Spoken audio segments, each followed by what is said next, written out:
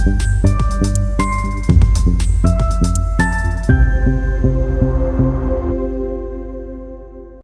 आता प्रिपरेशनमध्ये 3 वर्षाचा एक मास्टर प्लॅन तुम्ही कशा पद्धतीने बनवू शकता, जे मला असं वाटलं पर्सनली की काय काय काय काय गोष्टी तुम्ही करायला पाहिजेत फर्स्ट इयरला, सेकंड इयरला वगैरे वगैरे, तर ते थोडंफार आपण बघूयात. सी, आपण असं पकडूयात की तुमच्या ग्रॅज्युएशनला तुम्हाला 3 वर्ष आहेत.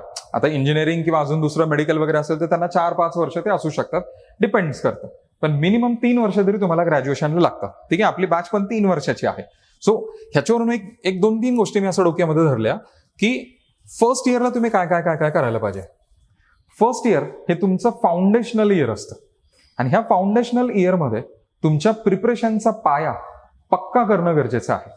आणि तो पाया पक्का कसा करता येईल आपल्याला, की जी बेसिक एनसीईआरटीची पुस्तकं आहेत किंवा एमपीएससीच्या केसमध्ये जी स्टेट बोर्डची पुस्तकं आहेत बघा, तर ती स्टेट बोर्डची पुस्तकं तुम्ही वाचणं आणि त्याच्यावरती होल्ड आणणं हे गरजेचं असतं. सो एनसीईआरटीची पुस्तक 6वी ते 12वी, त्याच्यानंतर अभ्यासक्रमाचा सखोल ओळख, म्हणजे जी काही तुम्ही एक्झाम देणार असाल, एमपीएससी असो किंवा युपीएससी असो, तर त्याचा सगळा डिटेल सिलेबस आणि त्याचा पूर्ण चार्ट तुमच्याकडे डोक्यामध्ये असणं गरजेचं आहे. की बाबा प्रिलिम्स कशी असते, मेन्स कशी असते, प्रिलिम्स आणि मेन्समध्ये काय फरक आहे, इंटरव्ह्यू काय कशा पद्धतीने असतो, एक बेसिक ओळख इंटरव्ह्यूची आणि प्रिलिम्स आणि मेन्सची डिटेलमध्ये ओळख असणं तुम्हाला गरजेचं आहे. किंवा प्रिलिम्समध्ये आता हे तुम्हाला माहिती आहे का की कशा पद्धतीने एक्झाम असते? किती जणांना माहिती आहे की प्रिलिम्स कशी असते, त्याचं नेचर काय आहे, मेन्स कशी असते? किती जणांना माहिती आहे? ठीक आहे, बऱ्यापैकी जणांना माहिती आहे. जस्ट मी फक्त सांगतो. आपली जी एक्झाम होते एमपीएससी किंवा युपीएससी हे 3 टप्प्यांमध्ये होते. पहिली असते प्रिलिम्स. प्रिलिम्स जी असते ती एमसीक्यू बेस्ड असते, मल्टिपल चॉईस क्वेश्चन्स असतात जिथे तुम्हाला टिक करायचं असतं उत्तर. ठीक आहे, आता याच्यामध्ये 2 पेपर्स असतात, एक असतो सीसॅट आणि दुसरा असतो जीएसचा. सीसॅट जो असतो आपला, तर तो सीसॅट तुम्हाला क्वालिफाय व्हावा लागतो. लक्षात आलं? प्रिलिम्स जर तुम्ही पाहिली तर प्रिलिम्स मध्ये जे 2 पेपर आहेत, एक जीएस असतो आणि दुसरा असतो सीसॅट. त्यातला हा जो सीसॅट आहे, हा सीसॅट आपल्याला क्वालिफाय व्हायचा असतो. ह्याचे मार्क्स पकडले जात नाहीत. मार्क्स कशाचे पकडले जातात? जीएसचे. जीएस हा 200 पैकी असतो, सीसॅट पण 200 पैकी असतो. लक्षात आलं? मी मगाशी जे बोललो बघा की 200 पैकी जो कट ऑफ आहे, युपीएससीचा जर कट ऑफ पाहिला तर तो 86, 74, 75 पर्यंत गेलेला होता 2023 मध्ये. ह्या वर्षीचं पण युपीएससीचा पेपर बघा, भयंकर होता. सो त्यावेळेस ह्या वर्षी अजून कट ऑफ आलेला नाहीये, पण तो सुद्धा एक 75-80च्या आसपास असेल. एमपीएससीचा पण कट ऑफ बघा, ह्या वर्षी 98 आलेला आहे. एमपीएससीचा पण पेपर प्रिलिम्सचा अवघड होता, सो कट ऑफ 98 आलेला आहे. सो ही झाली तुमची प्रिलिम्स, जी एमसीक्यू बेस्ड असते. त्याच्यानंतर तुमचा असते मेन्स. मेन जी एक्झाम आहे, तर ही मेन्सची एक्झाम युपीएससीच्या केसमध्ये ती 1750 मार्क्सची आहे आणि एमपीएससीच्या केसमध्ये ती 1250 मार्क्सची आहे. बरोबर आहे?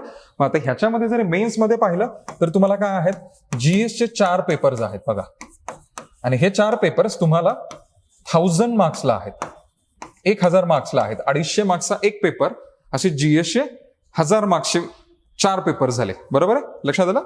त्याच्यानंतर युपीएससीच्या केसमध्ये असेल तुम्हाला ऑप्शनल, जो तुम्हाला एक ऑप्शनल निवडावा लागेल. जॉग्राफी, हिस्ट्री वगैरे जे काही 26-27 जे काही लिस्ट आहे युपीएससीने दिलेली, त्यातला एक ऑप्शनल तुम्हाला निवडावा लागेल. ह्या ऑप्शनलला असतात 500 मार्क्स. हे फक्त युपीएससीला अप्लाय होतं. एमपीएससीने ह्यावर्षी ऑप्शनल काढून टाकलंय. आणि त्याच्यानंतर पुढे असतो एसीचा पेपर, 250 मार्क्सचा एसीचा पेपर. हा एसीचा पेपर एमपीएससी मध्ये पण आहे आणि युपीएससी मध्ये पण आहे. लक्षात आलं? सो युपीएससी मध्ये ऑप्शनल, जीएस आणि एसी असे 3 घटक आहेत. ह्याची टोटल केली तर ती येते 1750. एमपीएससी मध्ये फक्त ऑप्शनल नाहीये, हा एवढा भाग काढून टाका. उरलेले जे 1250 मार्क्स आहेत ती झाली तुमची मेन्स. आणि देन फायनली मग 250 मार्क्सचा इंटरव्ह्यू असतो तुमचा, जो 3रा टप्पा असतो. लक्षात आलं? सो फर्स्ट इयरला जेव्हा तुम्ही आत्ता ह्या फेजला तुम्हाला हे सगळं डिटेलमध्ये माहिती पाहिजे, ह्याचा सिलेबस तुम्हाला डिटेलमध्ये माहिती पाहिजे की प्रिलिम्सचा सिलेबस काय आहे, मेन्सचा सिलेबस काय आहे, मग मेन्समध्ये जीएस 1 मध्ये काय काय येतं. कारण इथे जे जीएसचे 4 पेपर्स आहेत, तर त्याच्यामध्ये पहिला जो जीएसचा पेपर आहे त्याच्यामध्ये आहे हिस्ट्री, जॉग्राफी, पॉलिटी आणि सोसायटी. लक्षात आलं? सो हिस्ट्री, जॉग्राफी, पॉलिटी नाही, हिस्ट्री, सोसायटी आणि जॉग्राफी असे हे 3 महत्वाचे मुद्दे, किंवा आर्ट अँड कल्चर पण ह्याच्यामध्ये तुम्ही पकडू शकता. पेपर 2 मध्ये जनरली तुम्हाला मग हे गव्हर्नन्स, पॉलिटी वगैरे हे मुद्दे मिळतात. पेपर 3 मध्ये तुम्हाला इकॉनॉमिक्स वगैरे मिळेल. पेपर 4 हा इथिक्सचा पेपर असतो. मग हे डिटेलमध्ये तुम्हाला आता माहिती असणं गरजेचं आहे.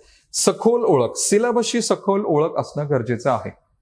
कारण ह्या पूर्ण जर्नीमध्ये तुमचा जो सिलेबस आहे तर तो सिलेबस तुम्हाला लाईट हाऊस सारखा मदत करेल. तो तुम्हाला डायरेक्शन दाखवत राहील. सिलेबस पाठ असणं हे खूप महत्वाचं आहे. कारण जेवढा सिलेबस तुम्हाला पाठ असेल ना तेवढं तुमचा अभ्यास फोकस्ड राहील. न्यूजपेपर वाचताना काय महत्वाचं आहे हे ओळखण्यासाठी सिलेबस पाठ असणं गरजेचं आहे. लक्षात येते हे? ठीक आहे. सो फर्स्ट इयरला व्हॉट आय विल सजेस्ट की एनसीईआरटी आणि स्टेट बोर्डची पुस्तकं, एक्झामचं स्ट्रक्चर व्यवस्थित समजून घ्या. प्रिलिम्स कशी असते, प्रिलिम्सचे क्वेश्चन्स बघा, सिलेबस बघा, मेन्स कशी असते, जुने क्वेश्चन्स बघा, कशा पद्धतीने क्वेश्चन डिफिकल्ट वाटतील तुम्हाला त्याचा लोड नका घेऊ. पण एक्झाम पॅटर्न काय आहे ह्याची ओळख करून घ्या. आणि मग वृत्तपत्र वाचनाची सवय लावणं, न्यूजपेपर वाचण्याची सवय लावा. ती आत्तापासून तुम्हाला असली पाहिजे. इररिस्पेक्टिव्ह, मी सजेस्ट करेल इररिस्पेक्टिव्ह तुम्ही सिव्हिल सर्व्हिसेस करा किंवा नका करू, पण रोजचा न्यूजपेपर मात्र तुम्ही वाचला पाहिजे. ॲज अ जनरल एक कॅन्डिडेट किंवा ॲज अ जनरल पर्सन म्हणून पण तुम्हाला न्यूजपेपर वाचणं हे तुमच्यासाठी महत्वाचं आहे. जगामध्ये काय चाललंय, तुम्ही ज्या फील्डमध्ये आहात त्या फील्डमध्ये काय चाललंय हे तुम्हाला माहिती असणं गरजेचं आहे. कुठलेही भले तुम्ही प्रायव्हेट जॉब करा तरी सुद्धा तुमच्या फील्डमध्ये काय चाललंय हे कळण्यासाठी पण तुम्हाला न्यूजपेपर ट्रॅक करणं गरजेचं असतं. सो त्याच्यामुळं न्यूजपेपर वाचा. आता हा न्यूजपेपर कसा वाचायचा वगैरे त्याच्याबद्दल पण मी पुढे 1-2 स्लाइड्स ठेवल्यात, तिथे आपण डिटेलमध्ये चर्चा करू. इथपर्यंत क्लिअर आहे? नक्की. सो पहिल्या वर्षी तुमच्यासाठी हा भाग. सेकंड इयरला काय करू शकता? सेकंड इयरला आता थोडंसं डिटेलमध्ये आपल्याला अभ्यास करायचा आहे. सेकंड इयरच्या केसमध्ये बघा, प्रत्येक विषय फर्स्ट इयरला आपण एनसीईआरटीच वाचल्या, बरोबर आहे. फर्स्ट इयरला तुमच्या प्रत्येक सब्जेक्टचा एक पाया तयार झाला की बाबा जॉग्राफीमध्ये काय काय असतं, पॉलिटीमध्ये काय काय आहे, इकॉनॉमिक्समध्ये काय काय आहे, हे बेसिक तर तुम्हाला कळतं. मग सेकंड इयरला थोडंसं वरती जायचं आपल्याला आणि रेफरन्सेस वाचायचे. जे रेफरन्स पुस्तकं आहेत म्हणजे पॉलिटीसाठी लक्ष्मीकांत असेल किंवा मराठीमध्ये तुकाराम सरांचं आपलं पुस्तक असेल किंवा हिस्ट्रीमध्ये ग्रोवरचं पुस्तक असेल किंवा जॉग्राफीमध्ये मराठीमध्ये सौदी सरांचं पुस्तक असेल, तर ही जी रेफरन्सेस आहेत ना, संदर्भ पुस्तकं, तर ती 1 ते 2 संदर्भ पुस्तकांचं प्रॉपर रिडिंग तुम्ही करणं आणि त्याचं अंडरस्टँडिंग करणं गरजेचं आहे. प्लस दुसऱ्या वर्षी जे ऑप्शनल सब्जेक्ट आहे तर त्या ऑप्शनल सब्जेक्टची पण तुम्ही तयारी हळूहळू सुरुवात करायला पाहिजे. कारण जर 3 वर्षात जर तुम्हाला प्रिपरेशन करायचंय तर ऑप्शनल ही अशी गोष्ट आहे ना जी तुम्हाला शेवटपर्यंत जिंकून देईल.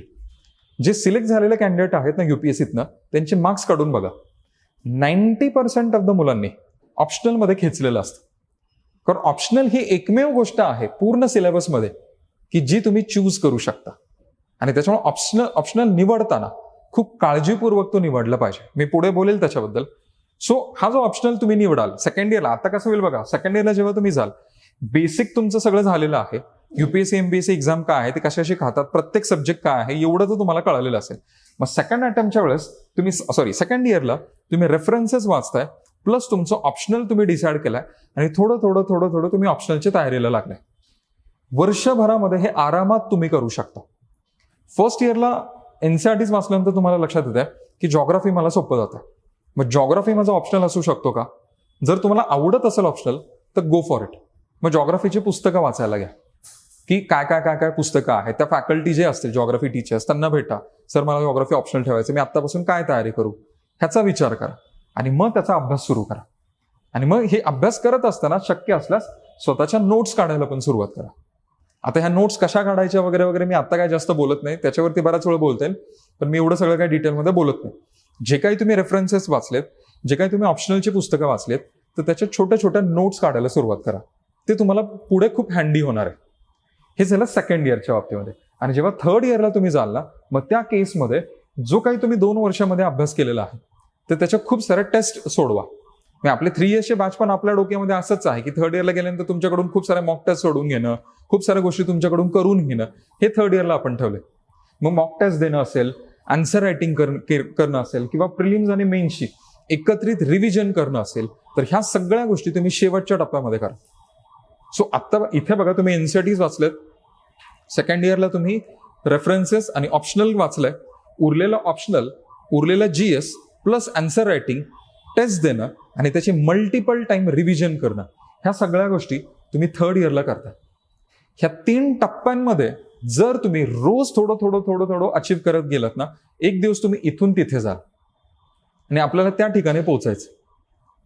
लक्षात येतंय हे? सो इथपर्यंत क्लिअर झालं तुम्हाला? नक्की? ठीक आहे. नाव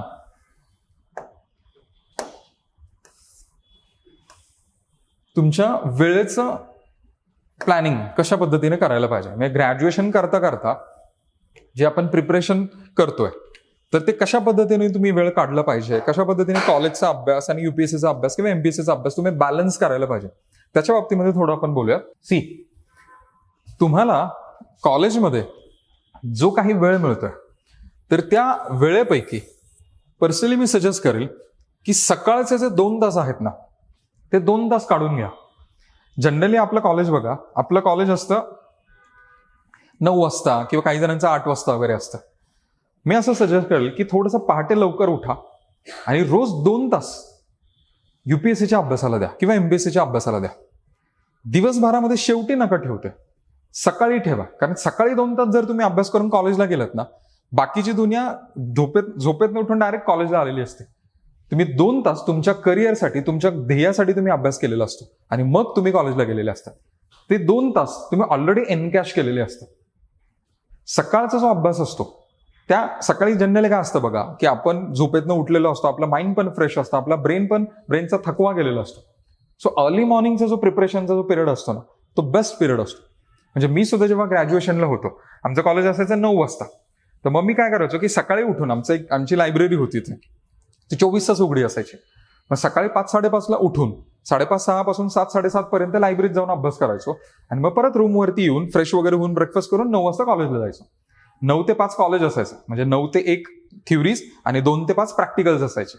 सो 9 ते 5 जे कॉलेज आहे तर ते 5 वाजता कॉलेज संपलं की परत संध्याकाळी थोडं वेळ जिम किंवा थोडं वेळ स्पोर्ट्स वगैरे काहीतरी आणि मग परत युपीएससीच्या अभ्यासाला रात्री डिनर नंतर परत 2 तास बसायचं किंवा डिनरच्या आधी तासभर आणि 2 तास असं काहीतरी ते ऍडजस्ट करायचं. डोक्यामध्ये एवढंच ठरवलं की 4 तास दिवसातले सकाळी 2 तास आणि संध्याकाळी 2 तास मी युपीएससीच्या प्रिपरेशनला देणार.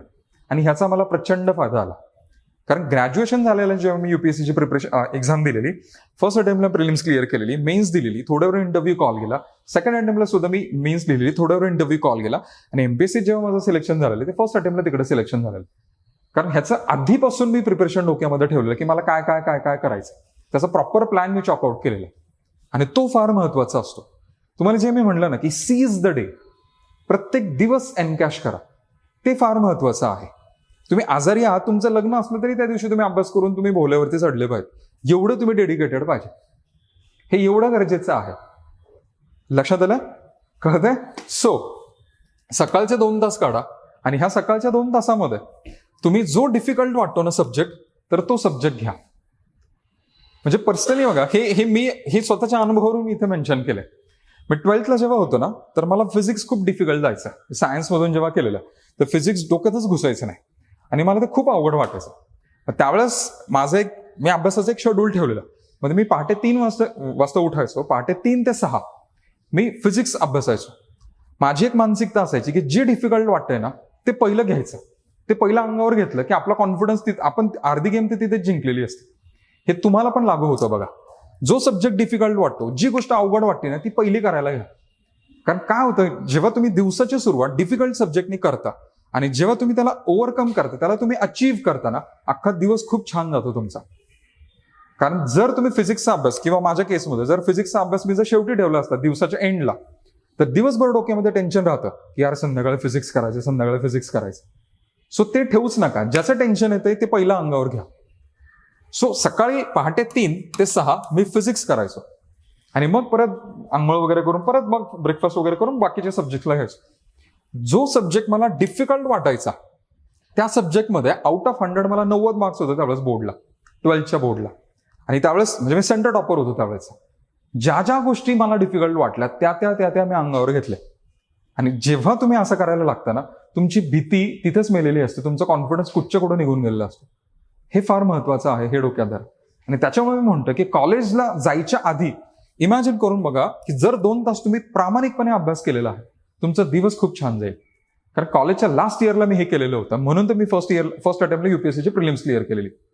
कारण ग्रॅज्युएशनचं लास्ट इयर मी खूप रिगरसली अभ्यास केलेला. त्याच्यानंतर पुढे 2 लेक्चरच्या मध्ये जो वेळ मिळतो ना आपल्याला, तर त्याच्यामध्ये सुद्धा थोडं थोडा अभ्यास करायला पाहिजे. म्हणजे माझी एक सवय होती की मी एक छोटी डायरी ठेवायचो, जे काही मी वाचलंय, जे काही मला नवीन वाटलं, किंवा जे न्यूजपेपर वाचलाय. मग सुरुवातीला कसं होतं, मराठी मीडियममधून माझं ग्रॅज्युएशन होतं, स्कूलिंग वगैरे होतं. मग इंग्लिशची भीती वाटायची. मग इंग्लिशचे शब्दसंग्रह गोळा करण्यासाठी मी काय करायचो, की सुरुवातीला म्हणजे ग्रॅज्युएशनमध्येच मी काय करायचो, की इंग्लिश इम्प्रूव्ह करण्यासाठी एक्सप्रेस घेतला, एक्सप्रेस न्यूजपेपर घेतला. मी वाचण्यासाठी नव्हतो घेत, त्याच्यातनं शब्द गोळा करण्यासाठी ते घ्यायचो. एक न्यूजपेपर मी 2-3 दिवस चाळायचो. आणि मग ते न्यूज वाचत असताना त्याच्यामध्ये जे डिफिकल्ट शब्द मला अवघड वाटतात, जे डिफिकल्ट शब्द मला वाटतात, तर ते मी त्या डायरीमध्ये लिहून ठेवायचं. आणि तसं इंग्लिश टू इंग्लिश मिनिंग लिहून ठेवायचं. आमच्या वेळेस काय स्मार्टफोन वगैरे नव्हतं, मी तुम्हाला म्हणलं. सो त्या डायरीमध्ये छोटी ऑक्सफर्डची पॉकेट डिक्शनरी यायची बघा, ती डिक्शनरी माझ्या बॅगमध्ये कंटिन्युअस असायची. कुठलाही शब्द मला डिफिकल्ट वाटला की मी लगेच ते चेक करायचो आणि माझ्या डायरीमध्ये लिहून ठेवायचं. आणि ती डायरी कंटिन्युअसली माझ्यासोबत असायची. त्या डायरीमध्ये इंग्लिश शब्दांसोबतच जे काही मी सकाळी वाचले त्याचे काही मायक्रो नोट्स मी बनवलेले असायचे. तर त्या मायक्रो नोट्स सुद्धा मी त्या डायरीमध्ये लिहिलेल्या असायच्या. आणि 2 लेक्चरच्या मध्ये जर एखादा ऑफ पिरियड असतो, किंवा आमचं कसं असायचं 9 ते 1 कॉलेज, आणि नंतर 2च्या पुढे 2 ते 5 असं प्रॅक्टिकल्स असायचं. मग कधी कधी जर शेवटचं लेक्चर लवकर सुटलं तर 12 वाजता सुट्टी व्हायची. मग 12 ते 2 हा जो पिरियड आहे, तर त्याच्यामध्ये 1 तास लंच आणि 1 तास परत मी अभ्यास करायचो लायब्ररीमध्ये जाऊन. सो हे जे मधला वेळ जो आहे ना, तो वेळ चोरायला शिकला पाहिजे. तुमच्याकडे आता सगळ्यात मोस्ट प्रेशियस काय असेल ना, तर तो आहे तुमचा टाइम. आणि तो टाइम चोरायला शिकणं फार महत्वाचं आहे. सो ह्या 2 लेक्चरच्या मधला जो वेळ आहे तो चोरा. त्याच्यानंतर पुढे सॅटर्डे संडे वीकेंड्स जे असतात, त्या वीकेंड्सला पण एन्जॉय पण करा, फुल धमाल करा, पण त्याच्यासोबत अभ्यास पण करा. आमच्या कॉलेजला आम्हाला सॅटर्डे संडे सुट्टी असायची. मग सॅटर्डे ठरवायचंच की बाबा रोज मी 2 तास अभ्यास करतो किंवा 4 तास अभ्यास करतो, तर सॅटर्डेला मी कमीत कमी 6 तास अभ्यास करणार. मग सॅटर्डेला 6 तास अभ्यास आणि संडेला परत 4 तास अभ्यास, म्हणजे सॅटर्डे संडेचे 10 तास आणि प्लस आठवड्याचे हे 2 किंवा 4 तास, असं आठवड्याभराचं माझं शेड्यूल माझं फिक्स असायचं. आणि हे प्रॉपरली तुम्ही प्रामाणिकपणे जेवढं फॉलो कराल ना, तुम्हाला लक्षात पण येणार नाही, तुम्ही चालता बोलता पोस्ट काढून निघून जाल. ही एक्झाम वाटते तेवढी अवघड नाही, हे पण मी तुम्हाला सांगतो, कारण मी ठरवून पोस्ट काढली होती, हे पण मी तुम्हाला सांगतो. हे एवढं अवघड नाहीये. पण एकच गोष्ट गरजेची की तुम्ही स्वतःशी प्रामाणिक राहणं आणि डिसिप्लिन राहणं हे फार गरजेचं आहे. लक्षात येतंय? सो सॅटर्डे संडे वीकेंड आपल्याला मिळाले 2 लेक्चरच्या मध्ये रोज 2 तास अभ्यास, प्लस जे सेमिस्टर ब्रेक्स असतात. सेमिस्टर ब्रेकमध्ये बघा महिनाभर तुम्हाला सुट्टी मिळते, बरोबर आहे, उन्हाळ्याची सुट्टी वगैरे वगैरे असते. त्यावेळेस गावाकडे जा, मजा धिंगाणा सगळं करा. पण त्याच्यामध्ये सुद्धा ना एक टार्गेट ठेवून जा की बाबा इथून कॉलेज संपल्यानंतर मी सेम ब्रेकला जेव्हा गावी जाईल किंवा तुमच्या घरी जेव्हा जाल, गावाकडे जा, धमाल करा, मित्रमंडळींकडे जा, मामाच्या गावी जा, सगळं करा. पण तरी सुद्धा दिवसातनं 4 तास आपल्याला रोज युपीएससीचा अभ्यास करायचा. मग त्या केसमध्ये काय करा की सकाळी लवकर उठा, पहाटे 2-4 तासाचा स्लॉट मारा आणि दिवसभर सनाळ्या बघा, काही फरक नाही पडत. तुम्हाला वाटेल ते करा दिवसभर, पण ते 2-4 तास जे आहेत ना मॉर्निंग आवर्स ते काढा आणि मग तुम्हाला वाटेल ते दिवसभर करा. तुम्हाला लक्षात पण येणार नाही, तुमचा अभ्यास एवढा छान होत जाईल आणि एवढा पटपट गोष्टी तुमच्या उरकत जातील, तुम्हाला कळणार पण नाही. कारण इथे सिलेबस एवढा वास्ट आहे ना, तो संपतच नाही. अरे तुम्ही अजून तर सुरुवातच नाही केली, तुम्ही आत्ताशी पहिलं 2ऱ्या 3ऱ्या लेक्चर ऐकताय ह्या जर्नीमधलं. दिल्ली बहुत दूर आहे अभि, आपल्याला खूप लांब जायचंय अजून. सिलेबसच एवढा मोठा आहे. ही जर डेस्कवर जर मी पुस्तकं ठेवली, अख्खा डेस्क भरून जाईल एवढी पुस्तकं तुम्हाला वाचायची. आणि ते वाचण्यासाठी तुम्हाला वेळ द्यावा लागेल, ती डिसिप्लिन्ड रिडिंग तुम्हाला करावं लागेल. सो त्याच्यामुळं ह्या गोष्टी लक्षात ठेवा. दुसरी गोष्ट, तुमच्या लाईफमध्ये ज्या काही गोष्टी महत्वाच्या आहेत, कमी महत्वाच्या आहेत किंवा लिस्ट महत्वाच्या आहेत, त्याची प्रायोरिटी पण तुमच्याकडे पाहिजे. म्हणजे काही गोष्टी महत्वाच्या आहेत, काही गोष्टी महत्वाच्या नाहीच आहेत, काही गोष्टी एकदम अर्जंट आहेत आणि काही अर्जंट नाही आहेत. तर ह्याचं सेग्रिगेशन तुम्हाला करता आलं पाहिजे. म्हणजे मूव्ही बघणं हे महत्वाचं आहे पण अर्जंट नाहीये, पण अभ्यास करणं हे तातडीचं पण आहे आणि इम्पॉर्टंट पण आहे. हे प्रायोरिटीज तुम्हाला करता आल्या पाहिजे. पण दुसरी गोष्ट, तुमचं जे लाईफ आहे, तर तुमच्या लाईफमधला जो वेळ आहे ना, ते वेळेची प्रायोरिटी पण तुमच्याकडे पाहिजे. की दिवसभरामध्ये मी काय करणार आहे त्याचं शेड्यूल तुमच्याकडे पाहिजे. कारण जर ते शेड्यूल तुमच्याकडे नसेल तर कोणतरी तुमचा मित्र कुठेतरी चाललाय फिरायला म्हणून तुम्ही त्याच्या मागे पळता. म्हणजे फॉर एक्झाम्पल मला काय म्हणायचं बघा, सपोज तुम्ही आता डिसाईड केले की आज दिवसभरामध्ये मला हिस्ट्रीचे 4 टॉपिक्स कंप्लीट करायचे, हे माझं टार्गेट आहे दिवसभराचं. हां, तुम्ही ठरवलं की 4 तासाचं मला 4 टॉपिक्स मला कंप्लीट करायचे आज दिवसभरामध्ये, हे तुमचं टार्गेट आहे. तुम्ही ते टार्गेट कंप्लीट केलं, मग मित्रावर फिरायला गेला, दॅट्स ओके. पण जर तुमच्यासमोर टार्गेटच नसेल आणि एखादा मित्र म्हणतो की नाही चला एका ठिकाणी आपल्याला जायचं आहे, आपल्याला नवीन फोनच घ्यायचा आहे किंवा आपल्याला फिरायला जायचं आहे, पिक्चर बघायला जाऊ वगैरे वगैरे काहीतरी, जर तुमच्या वेळेचे प्रायोरिटी, तुमच्या वेळेचे टार्गेट जर तुमच्याकडे नसेल, तर दुसऱ्यांच्या लाईफमध्ये जे काही चाललंय ना, तर ते तुमच्या वेळेमध्ये घुसायला लागतं. मित्राला फिरायला जायचं म्हणून तुम्ही काम धंदे सोडून तुम्ही मित्राच्या मागे जाता, which is waste of time. So त्याच्यामुळे हे जे प्रायोरिटायझेशन आहे, हे प्रायोरिटायझेशन तुम्हाला करता येणं महत्वाचं आहे. पुढे हे मॉर्निंग पॉवर आवर्स बद्दल मी बोललो, वेळेचा स्मार्ट वापर किंवा वेळ चोरायला शिका हे मी बोललो. तिसरा महत्वाचा मुद्दा म्हणजे जो आहे ना, की कॉलेजेसमध्ये ज्या काही तुमच्या कॉम्पिटिशन्स असतात त्या सगळ्यांमध्ये आवर्जून पार्टिसिपेट करा. लक्षात घ्या, सिव्हिल सर्व्हिसेसमध्ये पास होण्यासाठी तुम्हाला पुस्तकी किडा नाही बनायचा, तुम्हाला ऑफिसर बनायचंय. तुम्हाला तिथे डिसिजन्स घ्यायचे, तिथे तुम्हाला लिडरशिप तुम्हाला शो करायची. तुमचे जे क्रिटिकल थिंकिंग आहे, अनालिटिकल थिंकिंग आहे, तर ते एक्झामिनरला इंटरव्ह्यूच्या वेळेस दाखवायचंय किंवा पॅनलिस्टला दाखवायचं. आणि त्याच्यासाठी ह्या सगळ्या गोष्टी अत्यंत महत्वाच्या आहेत. कॉलेजेसमध्ये मी मगाशी बोललो की फुल ऑन एन्जॉय करा. एन्जॉय करा म्हणजे काय, की नुसतीच भांडणं करा, नको ते अफेअर करा आणि असले धंदे नका करू. ह्याला लाईफ एन्जॉय करणं नाही म्हणत, ह्याला लाईफ स्पॉईल करणं म्हणतात. कारण ते भांडणं करून जर एखादी पोलीस केस लागली ना, तर सिलेक्शन झालेलं पण तुम्हाला सोडून द्यावं लागतं. एक जर पोलीस केस झाली तर तुमचं पोलीस व्हेरिफिकेशन होतं आणि जर ती प्रूफ झाली, सिलेक्ट होऊन सुद्धा तुम्हाला पोस्ट मिळत नाही. ह्या वयामध्ये ते आपल्याला जाणवत नाही. माझ्या डोळ्यासमोरचा किस्सा आहे माझ्या कॉलेजचा. एका मुलीची रॅगिंग घेतलेली, तिने पोलीस केस केलेली आणि तो सिनियर नंतर DYSP झाला, त्याला जॉईन नाही करून घेतलं. हे अशा डोळ्यासमोरचे किस्से आहेत आमचे. सो त्याच्यामुळे हे असले धंदे काही करू नका. कॉलेज एन्जॉय करा म्हणजे काय, की कॉलेजेसमध्ये ज्या काही कॉम्पिटिशन्स असतात, इलोकेशन कॉम्पिटिशन आहे, स्पोर्ट्स ऍक्टिव्हिटीज असतात, डिबेट कॉम्पिटिशन आहे, कल्चरल ऍक्टिव्हिटीज असतात, NCC असतं, NSS असतं, आवर्जून पार्टिसिपेट करा. ट्रस्ट मी, UPSCचं प्रिपरेशन म्हणजे काय फक्त पुस्तकं वाचणं नव्हे, त्याच्याही पलीकडे UPSCचं प्रिपरेशन जातं. NSS मध्ये जेव्हा तुम्ही ते 10 दिवस तुम्ही त्या कॅम्पमध्ये राहता, गावामध्ये वेगळ्या गावामध्ये जाऊन राहता, तिथे तुम्ही श्रमदान करता, तर त्या गोष्टींचा फायदा तुम्हाला पूर्ण जर्नीमध्ये होतो.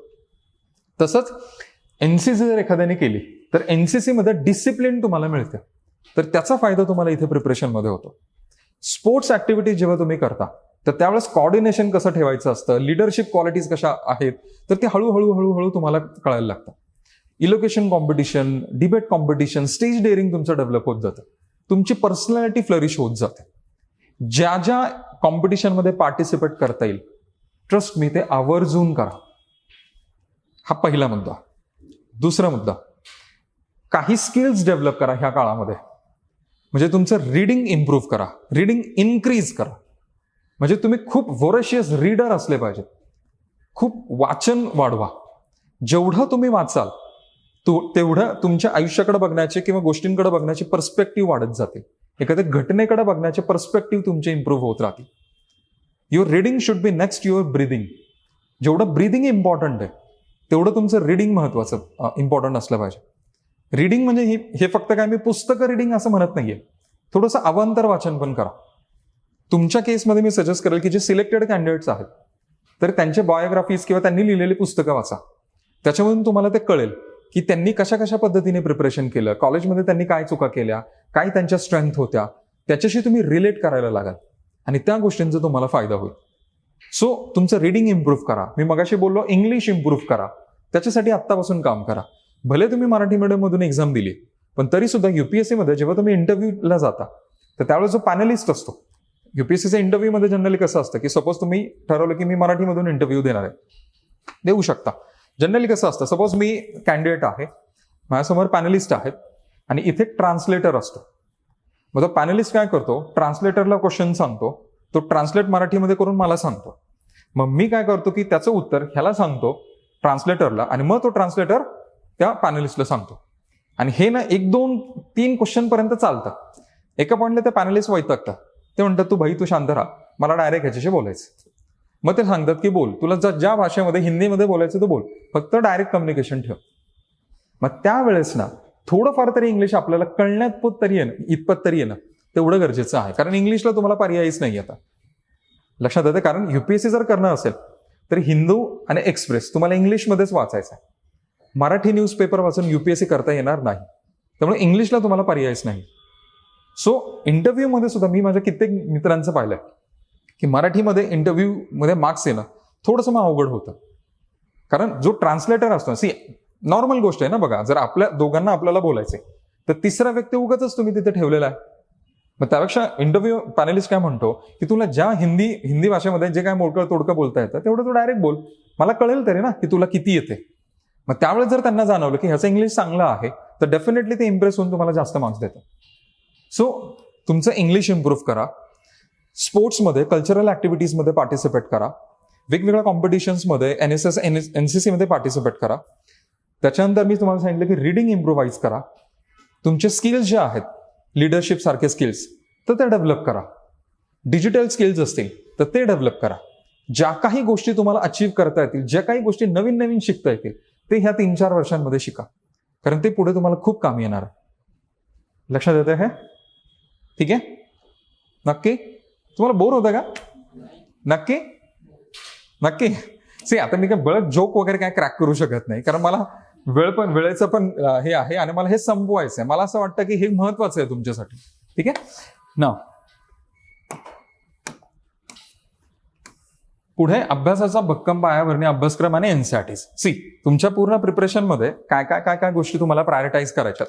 तर सगळ्यात पहिलं तुमचं सिलेबस. तर हा सिलेबस फार महत्वाचा आहे, कारण तो सिलेबस काय वाचू नये आणि काय वाचायला हवं हे तुम्हाला सांगतो. जसं मी मगाशी तुम्हाला बोललो की ह्या एक्झाममध्ये ना काय करायचं आणि काय सोडायचं हे ज्याला कळतं ना तो इथे लवकर जिंकतो. कारण सगळंच तुम्हाला यावं असं अपेक्षितच नाहीये आणि ते कुणालाच शक्य नाहीये. आम्हाला पण शक्य नाही, कुणालाच शक्य नाही की प्रत्येक टॉपिक ना टॉपिक मला जॉग्राफीतलं प्रत्येक क्वेश्चन ना क्वेश्चन मला यायलाच पाहिजे. ते शक्य नाहीये, कारण डेली करंट अफेअर्स काही ना काही घडत असतं जगामध्ये. ते अपडेट राहणं एवढं सोपं नसतं. सो त्याच्यामुळे काय करायचं आणि काय सोडायचं हे ज्याला कळलं तो इथे जिंकला. आणि ते करण्यासाठी तुम्हाला सिलेबस महत्वाचा आहे. सिलेबस जेवढा तोंडपाठ तेवढं तुमचं काम कमी, कारण सिलेबस जेवढा पाठ ना तेवढं तुमचं न्यूजपेपर वाचणं पटपट पुढे जातं. कारण जर सिलेबस माहिती असेल तर न्यूजपेपर वाचतानाच तुम्हाला लक्षात येतं की बॉस ही न्यूज एक्झामसाठी महत्वाची आहे, ही अननेसेसरी आहे. सो त्याच्यासाठी सिलेबस डोक्यात धरा. त्याच्यानंतर एनसीईआरटी मगाशीच आपण पाहिलं, एनसीईआरटीज तुमच्या प्रिपरेशनचा बेस आहेत. युपीएससी असो किंवा इव्हन एमपीएससी असो, दोन्हीकडे एमपीएससीला स्टेट बोर्ड पण आणि एनसीईआरटीज दोन्ही गोष्टी अत्यंत महत्वाच्या आहेत. एनसीईआरटीजमुळे तुमच्या प्रिपरेशनचा बेस पक्का होतो. जॉग्राफी, हिस्ट्री असे कित्येक सब्जेक्ट्स आहेत की युपीएससी किंवा एमपीएससी थेट या पुस्तकातनं क्वेश्चन विचारते. पान नंबर सहित मी सांगू शकतो की हा प्रश्न ह्या एनसीईआरटीच्या ह्या पानावरून आलेला आहे. इतकं ते महत्वाचं आहे. सो त्याच्यामुळे एनसीईआरटीज वरती प्रायोरिटी द्या. त्याच्यानंतर अजून एक मुद्दा की खूप सारे पुस्तकं वाचण्याचा मोह टाळा. हे मुद्दा मी असं लिहिलेलं आहे की एक पुस्तक 10 वेळा वाचा, 10 पुस्तकं एकदा वाचू नका. मी वरती लिहिलं होतं की संदर्भ पुस्तकं 1 ते 2च ठेवा. म्हणजे हिस्ट्रीसाठी ग्रोवर किंवा समाधान सरांचं पुस्तक हे एकच कुठलं तरी डिसाईड करा, किंवा पॉलिटिक्ससाठी लक्ष्मीकांत किंवा आपल्या तुकाराम सरांचं पुस्तक एकच कुठलं तरी पुस्तक व्यवस्थित करा. एकच पुस्तक 10 वेळा वाचा. 10 पुस्तकं 1 वेळा वाचण्यात काहीच लॉजिक नाहीये, कारण दरवेळेस नवीन पुस्तक जेव्हा तुम्ही घ्याल तेव्हा ते परत 0 पासून सुरुवात होईल. एक पुस्तक जेव्हा तुम्ही पुस्तक कुठलंही नवीन वाचताना तर सगळ्यात पहिल्यांदा फर्स्ट रिडिंगला तो सब्जेक्ट काय आहे, ते पुस्तक काय आहे ह्याची एक आउटलाईन तुमच्या ब्रेनमध्ये तयार होते. सेकंड रिडिंगच्या वेळेस ते पुस्तक थोडंसं तुम्हाला कळायला लागतं. थर्ड रिडिंगच्या वेळेस ते पुस्तक व्यवस्थित कळायला लागतं. आणि फोर्थ रिडिंगच्या वेळेस ते पुस्तक तुम्ही लिटरली डायजेस्ट केलेलं असतं. आणि ते होणं अत्यंत गरजेचं आहे. युट्यूब किंवा हे जे डिजिटल जे काही इन्स्ट्रुमेंट्स तुमच्याकडे आहेत तर त्याचा तुम्ही कामापुरता नक्कीच उपयोग करू शकता. त्याचा खूप फायदा पण होईल तुम्हाला. पण ते कधी कामापुरतं केलं तर, म्हणजे जॉग्राफीची एखादी कन्सेप्ट आहे की बाबा मॉन्सून आणि एल्निनो वगैरे तुम्हाला कळत नाहीये, मग एल्निनो काय असतो बाबा, थोडंसं त्याच्याबद्दल गुगल केलं, युट्यूबवरती 2-3 व्हिडिओज पाहिले तर तेवढा पुरतं ते करा. पण प्रॉब्लेम काय होतो की आपण युट्यूबवरती एल्निनो सोडून बाकीच्याच फालतू गोष्टी आपण बघण्यात वेळ घालू. ते करू नका. सो जे काही पुस्तकं तुम्ही वाचाल किंवा जे काही डिजिटल इन्स्ट्रुमेंट्स तुम्ही वापरणार आहात तर ते काळजीपूर्वक वापरा आणि ते कमीत कमी ठेवा. लक्षात येत आहे ना? पुढे जर पाहिलं तर न्यूजपेपरच्या बाबतीमध्ये बघा. आता न्यूजपेपर जेव्हा तुम्ही वाचाल, आता हा मुद्दा मी इथे का घेतलाय, कारण फर्स्ट इयर पासूनच तुम्ही न्यूजपेपर ऍटलीस्ट चालला पाहिजे. ठीक आहे. आता न्यूजपेपरमध्ये काय काय महत्वाचं आहे बघा. तर हे संपादकीय जे एडिटोरियल्स असतात, तर ते तुम्ही वाचणं गरजेचं आहे. आयडियली आपण पकडूयात की एक न्यूजपेपर वाचायला आपल्याला 40-45 मिनिट्स वगैरे लागले. तर 45 मिनिटांमध्ये न्यूजपेपर जेव्हा तुम्ही वाचा, तर त्याच्यामध्ये सगळ्यात पहिलं एडिटोरियल वरती तुम्ही व्यवस्थित लक्ष द्या. एडिटोरियलमध्ये ह्या लेखामध्ये मुख्य युक्तिवाद आणि त्याची रचना समजून घ्या, की बाबा एडिटोरियल जे लिहिलेलं आहे, तर त्याच्यामध्ये काय मुद्दे मांडलेले आहेत आणि ते एक्झामसाठी काय का महत्वाचं आहे हे तुम्हाला कळेल. त्याच्यानंतर पुढे हे एक्सप्रेस वगैरे जर तुम्ही पाहिलं किंवा हिंदूमध्ये वगैरे जर पाहिलं तर ओपेडचं पेज असतं, ज्याच्यामध्ये ओपिनियन्स असतात, जे एक्सपर्ट्स असतात त्या सब्जेक्टचे जे काय एक्सपर्ट्स असतात.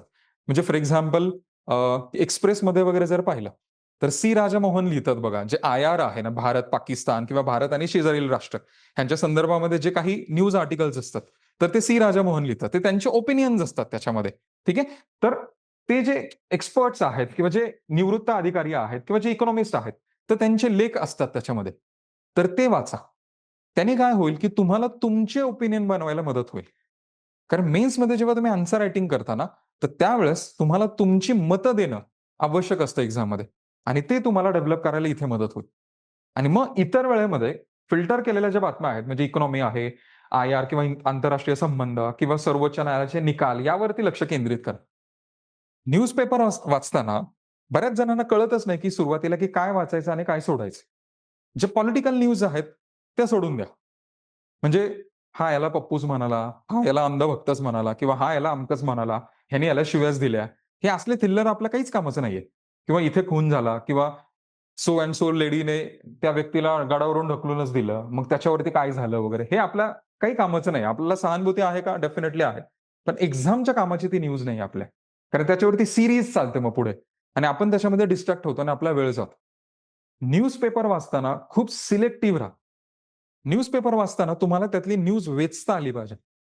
म्हणजे फॉर फॉर एक्झाम्पल बघा, आजचाच न्यूजपेपर जर तुम्ही पाहिला, तर एक सकाळीच मी न्यूज वाचली, आता त्या डोक्यात आली मला, की ह्यावर्षी पाऊस कमी पडलाय. तर कोयना धरण आटलंय बघा. तर कोयना धरण आटल्यामुळे कोयनेच्या जलाशयामध्ये ना एक मूर्ती सापडली. एक ढोकरा कला म्हणजे मूर्तिकला आहे. ढोकरा ही मूर्तिकला आहे. खूप जुनी आहे भारतामध्ये. तर ती जी ढोकरा मूर्तिकला आहे ना, ती सेंट्रल इंडियामध्ये सापडते. म्हणजे ती खूप जुनी म्हणजे मूर्तिकला आहे ती. तर त्या ढोकरा मूर्तिकलेचं एक गणपतीची मूर्ती आजच्या न्यूजपेपरलाच वाचलंय मी सकाळी. तर ती गणपतीची मूर्ती त्या तलावामध्ये सापडली आहे कोयनेच्या. मग त्याच्याबद्दल न्यूज आलेली आहे. ती अशी आहे, तशी आहे वगैरे, वगैरे. मग तो जो वर्ड आहे ना डोकरा ते जे मूर्तिकला, तर ते आपल्यासाठी महत्वाचं आहे. कारण ते आर्ट अँड कल्चरमध्ये तुम्हाला विचारता येऊ शकतं. ती जी मूर्तिकला आहे, तर ती कुठे सापडते? त्याचं बॅकग्राऊंड काय आहे? तर ती मूर्तिकलेमध्ये विशारद असणारा कोणी व्यक्ती आहे का? हे तुम्हाला माहिती असणं गरजेचं आहे. ही न्यूज तुमच्या कामाची आहे. किंवा रिसेंटली आपले PM बघा सेशल्स जो देश आहे, तर त्या सेशल्स देशामध्ये गेलेले. खूप छोटासा देश आहे. म्हणजे एक लाख, 1.5 लाख वगैरे पॉप्युलेशन आहे त्या अख्ख्या देशाची. मग आपल्या पुण्याची लोकसंख्या त्याच्यापेक्षा जास्त आहे. एवढा छोटासा तो देश आहे. पण आपले PM तिथे गेले. का गेले? 50 वर्ष झाले आपल्या आणि त्यांच्या रिलेशनला. मग सेशल्स हा जो देश आहे, छोटासा आयलंड देश आहे, मादागास्करच्या जवळ. तर तो देश आपल्यासाठी का महत्वाचा आहे? हे तुम्हाला माहिती असलं पाहिजे. जर जिओपॉलिटिक्स जर तुम्ही पाहिलं, तर सिंपल एक गोष्ट लक्षात येते बघा. सपोज आता हा जो देश आहे, इथे हे मादागास्कर आहे, इथे हे सेशल्स आहे. हे इकडे सपोज हा इंडिया वगैरे, हा आफ्रिका आहे. तर एकदम छोटासा देश आहे हा. तर हा देश आपल्यासाठी का महत्वाचा आहे? कारण हा जो पूर्ण इंडियन ओशन आहे ना, तर ह्या इंडियन ओशनमध्ये चायनाचा इन्फ्लुअन्स वाढत चाललाय. आणि मग चायनाला काउंटर करण्यासाठी भारत काय करतोय, की जे छोटी-छोटी बेट राष्ट्र आहेत, तर त्या बेट राष्ट्र जे आहेत, आयलँड नेशन्स, त्यांच्यासोबत आपण चांगले रिलेशन्स मेंटेन करतोय. की उद्या जर चायनाने काही केलं, तर ह्या देशांसोबत आपले काही ना काही रिलेशन्स असावेत. मग ह्या देशांसाठी किंवा हे जे आयलंड कंट्रीज आहेत, तर त्यांचं म्हणजे त्यांचं आणि इंडियाचं जे काही रिलेशन्स आहेत, तर त्याच्या बाबतीमध्ये ना न्यूजपेपरमध्ये तुम्हाला वेगवेगळे आर्टिकल्स सापडतील. तर ते आर्टिकल्स तुमच्यासाठी महत्वाचे आहेत. कारण ते तुम्हाला IR मध्ये विचारलं जाईल. किंवा आता बघा, ज्या जपानच्या प्राईम मिनिस्टर आहेत, तर ते भारताच्या दौऱ्यावरती आहेत. दरवर्षी एक अॅन्युअल मीटिंग होते आपली. लास्ट इयर आपले पीएम तिकडे गेलेले, यावर्षी त्यांच्या पीएम इकडे आलेला. मग जपान आणि इंडियाच्या दरम्यान जे काही आज न्यूजला आलेलं होतं. मग कोणते कोणते सेक्टर्स आहेत बाबा, की जिथे आपण आणि त्यांचे रिलेशन चांगले आहेत. मग एनर्जी सिक्युरिटी आहे, एआयच्या बाबतीमध्ये आहे. तर हे सगळे जे वेगवेगळे एमओयूज आपण साइन केले, तर हे न्यूजमध्ये असतं. हे तुम्हाला माहिती असणं गरजेचं आहे. एखाद्या ठिकाणी भूकंप झाला, व्हेनेझुएलामध्ये भूकंप झाला, तर त्याच्या बाबतीमध्ये खूप साऱ्या गोष्टी न्यूजमध्ये येतात. तर ते काय आहे? मग ती प्लेट कोणती आहे? कॅरिबियन प्लेट काय आहे? प्लेट टेक्टॉनिक्स काय आहे? हे थोडंफार इन्क्विजिटिव्ह तुम्ही राहायला शिका. नुसतं न्यूज वाचण्यापेक्षा किंवा नुसती इन्फॉर्मेशन घेण्यापेक्षा ना, ती प्रोसेस करायला शिका. तुमचं माइंड हे इन्क्विजिटिव्ह असलं पाहिजे. हे असंच का? ते तसंच का? हे असं का होतं? मग भूकंप म्हणजे काय? मग भूकंप प्लेट टेक्टॉनिक्समुळे होतो. मग प्लेट टेक्टॉनिक्स काय असतं? मग त्या प्लेटची मूव्हमेंट काय असते? हे शोधायचा प्रयत्न करा. आजकाल न्यूजमध्ये ते सगळं असतं. लक्षात आलं? कारण त्याला धरून क्वेश्चन्स येतात. लास्ट इयर बघा, रशियामध्ये त्सुनामी आलेली. त्या वर्षीच्या मेन्सच्या पेपरमध्ये युपीएससीने त्सुनामीवरती प्रश्न विचारलाय. Forget about UPSC. एमपीएससीने पण त्सुनामीवरती यावर्षी प्रश्न विचारलाय. मग जर लास्ट इयर वर्षभरामध्ये जर त्सुनामी आली, तर त्सुनामी ही महत्वाची घटना आहे. मग ती त्सुनामी काय असते? कशामुळे तयार होते? त्याची कारणं काय? त्याचे परिणाम काय होतात? हे तुम्हाला माहिती असणं गरजेचं आहे. आणि न्यूज वाचत असताना ह्या सगळ्या गोष्टींवरती फोकस ठेवा. पुढे मी सजेस्ट करेल, की सध्या 2 न्यूजपेपरच्या ऐवजी एक सिंपल कुठला तरी न्यूजपेपर वाचा. म्हणजे एक्सप्रेस वाचला तरी जमेल. एक्सप्रेसची लँग्वेज थोडीशी सोपी आहे हिंदूपेक्षा. हिंदूची लँग्वेज थोडीशी डिफिकल्ट आहे. युपीएससीच्या मुलांसाठी मी म्हणतोय. तुम्ही एक्सप्रेस वाचू शकता, इंडियन एक्सप्रेस. एमपीएससीच्या मुलांसाठी तुम्ही लोकसत्ता आणि सकाळ ह्यापैकी कोणता एक न्यूजपेपर चाळा किंवा दोन्ही चाळले तर नथिंग लाईक इट. सो हे आवर्जून करा. आत्तापासून न्यूजपेपरची तयारी करा. कारण आता फक्त एका वर्षापूर्वीच करंट अफेअर्स नाहीत विचारत एक्झाममध्ये. 2-2, 3-3 वर्षापूर्वीचे करंट अफेअर्स विचारायला लागलेत ते. कंबाईनच्या या वर्षीच्या पेपरला जर पाहिलं, 2024-23चं करंट अफेअर्स विचारलंय एमपीएससीने. राज्यसेवेचा जर या वर्षीचा प्रिलिम्सचा पेपर पाहिला, तर 2023-24चा डेटा विचारलाय त्यांनी. या वर्षीच्या 26च्या पेपरमध्ये. सो त्याच्यामुळे करंट अफेअर्सचं वेटेज वाढत चाललंय. सो हे आत्तापासून डोक्यामध्ये धरा. लक्षात येतंय हे? नाव नेक्स्ट, हे नोट्स वगैरे काढण्याचे हे ठीक आहे, चला हे जास्त मी वेळ नाही घालवत त्याच्यात. ऑप्शनल, हे नोट्स वगैरे एवढं काय नव्हतं महत्वाचं, म्हणून मी ते स्किप करतो. हे न्यूजपेपर बद्दलच होतं, की कशा पद्धतीने करा वगैरे वगैरे. एवढं सध्या मी एवढं तुम्हाला डिटेलमध्ये सांगत नाही. ठीक आहे, म्हणून ही स्लाइड स्किप करतो. पुढे आता एक महत्वाचा भाग तुमचा ऑप्शनल. मी ह्या स्लाइडमध्ये फक्त कामाच्या गोष्टी ठेवल्यात आणि मी फक्त त्याला टच करतो, की काय काय काय काय गोष्टी तुमच्यासाठी महत्वाच्या आहेत. आता ऑप्शनल जो आहे, जे मी मगाशी पण तुम्हाला म्हणलं, की तुमच्या पूर्ण प्रिपरेशनमध्ये फार महत्वाचा फॅक्टर आहे. जर तुम्ही सिलेक्टेड कॅन्डिडेटचे जर मार्क्स पाहिले, तर 2-3 गोष्टी अत्यंत महत्वाच्या आहेत. एक म्हणजे तुमचं ऑप्शनल, त्याच्यानंतर एसेचे मार्क्स आणि इथिक्सचा पेपर. कारण ह्या 2-3 ज्या गोष्टी मी तुम्हाला बोललो, एसे, एथिक्स आणि ऑप्शनल, ह्याच्यामध्येच मुलं खेचतात. जिथं जेवढं जास्त मार्क्स तुम्ही ह्या 2-3 एरियाजमध्ये काढाल, तेवढं तुमचं सिलेक्शनचे चान्सेस वाढतात. आणि ऑप्शनल चूज करताना बऱ्याचदा मुलं काय करतात, ऑप्शनल चूज करताना जे सिनियर्स आहेत किंवा जे टॉपर्स आहेत, त्यांचं काहीतरी ऐकून आपण विचार करतो, की नाही हा ऑप्शनल घेऊ किंवा माझा रूममेट जो ऑप्शनल घेतो तो मला घ्यायचा आहे. हा आपण विचार करतो, विच इज ॲब्सोल्युटली रॉंग. ऑप्शनलच्या बाबतीमध्ये जे क्रायटेरियाज आहेत सिलेक्शनचे, की कोणत्या कोणत्या क्रायटेरियाजवरती ऑप्शनल तुम्ही डिसाईड करायला पाहिजे. त्याच्यामध्ये सगळ्यात 3 महत्वाचे मुद्दे मला वाटतात. एकतर पहिली गोष्ट तुमची वैयक्तिक आवड. त्याच्यानंतर जीएस मध्ये ओव्हरलॅप किती आहे, म्हणजे तुमचं ऑप्शनल आणि जीएस मधला तो सब्जेक्ट जर सेम असेल तर तुमचं तेवढा लोड कमी होतो. आणि तिसरं म्हणजे तुमचं एज्युकेशनल बॅकग्राऊंड. ह्या तिन्हींचा एक स्वीट स्पॉट तुमचं ऑप्शनल बनवतं. सी, आता जो ऑप्शनल तुम्ही चूज कराल, दिवसभरामध्ये तासनतास तो ऑप्शनल तुम्हाला वाचायचा आहे. तो ऑप्शनल वाचून तुम्हाला बोर झालं तर काही मजा नाही. लक्षात येतं का? सी, म्हणजे फॉर एक्झाम्पल आता जॉग्राफी माझा ऑप्शनल होता. ऍक्च्युअली तो माझा आवडताच सब्जेक्ट आहे.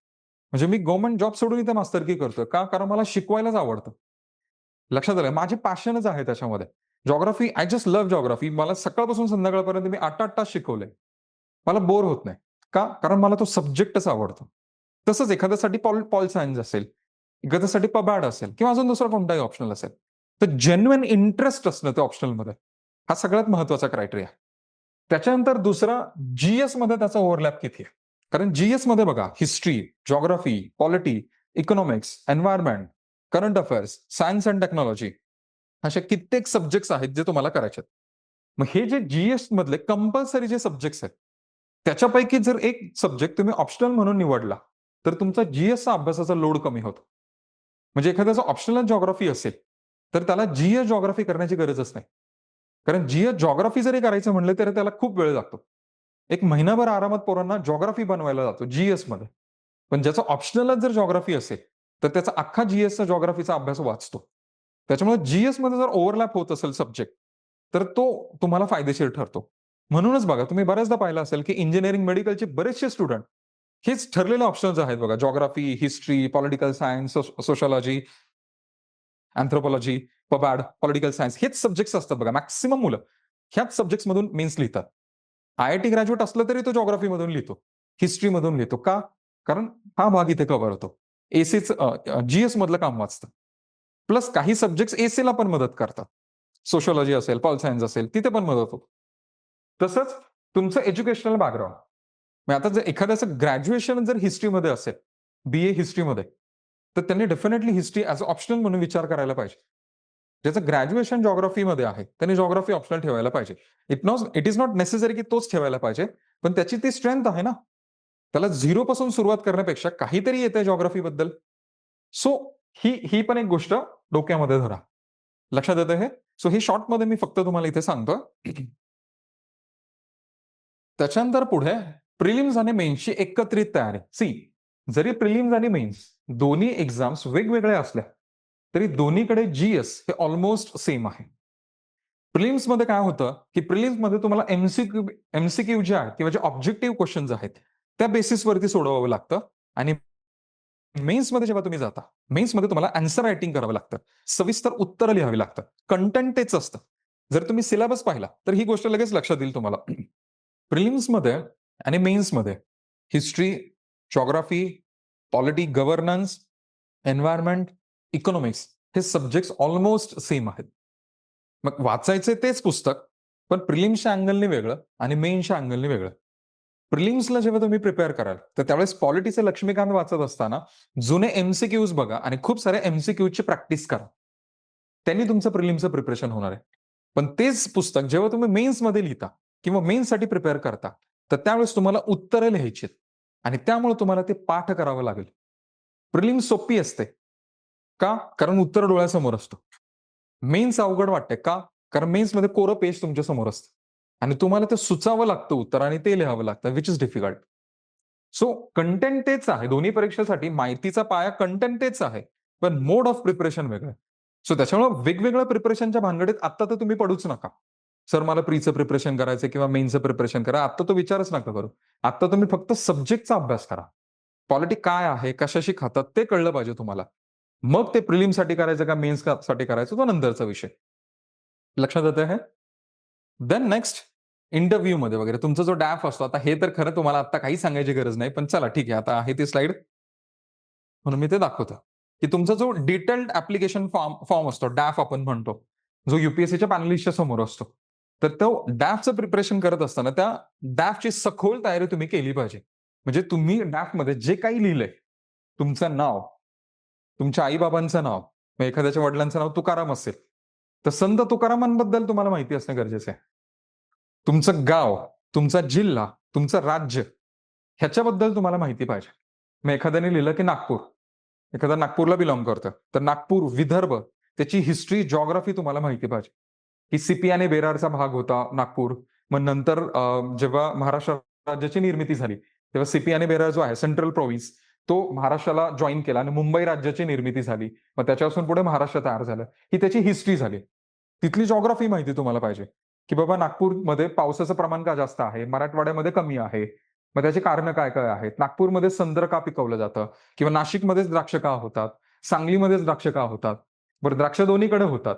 पण वायनरी नाशिकमध्येच डेव्हलप झाली. का झाली? तर ह्याच्या बाबतीमध्ये तुम्हाला थोडंफार माहिती पाहिजे. तुमच्या डॅफमध्ये जे काही तुम्ही तुमची पदवी, तुमचा छंद, तुमचं गाव, तुमचा जिल्हा जे काही तुम्ही लिहिलंय, ते सगळं तुम्हाला डिटेलमध्ये माहिती पाहिजे. तुमचा जो काही छंद आहे, बऱ्याच जणांना हे पण माहीत नसतं की आपल्याला छंद काय? नको-नको ते छंद असतात. त्या छंदांबद्दल मी नाही बोलत. कामाचे जे छंद आहेत, तर ते किती जणांना माहिती आहेत, की मला हे खरंच जेन्युइन माझी हॉबी आहे. बऱ्याच जणांना ती हॉबीच माहीत नसते. म्हणजे माझ्याही केसमध्ये मलाही माहित नव्हतं. मी ठरवली माझी कुठली हॉबी आहे. मग ती माझ्या फॉर्ममध्ये लिहिली. मग जी हॉबी लिहिली त्याच्याबद्दल मला अभ्यास करावा लागला. क्रिकेट आवडतं, पण क्रिकेट आवडतं म्हणजे काय? तुम्हाला क्रिकेटचे बारीक बारकावे कळले पाहिजेत. संगीत आवडतं, म्युझिक आवडतं. पण ते म्युझिकचे वेगवेगळे घराणं, कर्नाटिक म्युझिक, क्लासिकल म्युझिक, हा घराणं, ते घराणं, हे बारीक-बारीक तुम्हाला माहिती पाहिजे. गाणी ऐकायला आवडणं वेगळं आणि म्युझिक कळणं वेगळं. सो ह्या गोष्टी इथपर्यंत तुम्हाला ते बारीक-सारीक माहिती पाहिजे. त्याच्यानंतर महाविद्यालयाचा फायदा, कॉलेजमधील जे काही विविध क्लब्स, उपक्रमांमध्ये तुम्ही जे सहभाग घेतलेला असतो, जे मी मगाशी बोललो बघा, एन-सी-सी, एन-एस-एस मध्ये वगैरे जे काही पार्टिसिपेट करता, तर ते सगळं तुमच्या ड्राफ्टमध्ये असतं आणि त्याचा खरंच फायदा होतो. म्हणजे माझा एक मित्र आहे, तो आता आय-आर-एस आहे, पुण्यातच पोस्टिंग आहे. जो कॉलेजचा सीनियर आहे.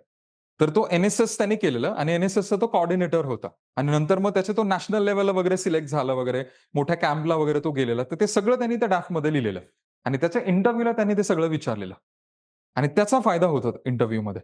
कारण तुमचं काहीतरी वेगळेपण असतं ना तिथे. तुम्ही इंडिव्हिज्युअली कमवलेलं काहीतरी वेगळेपण असतं ते. सो ते तिथे महत्वाचं ठरतं. दुसरी गोष्ट, तुमचं जे संवाद कौशल्य आहेत, कम्युनिकेशन स्किल्स जे आहेत, तर ते पण महत्वाचे आहेत.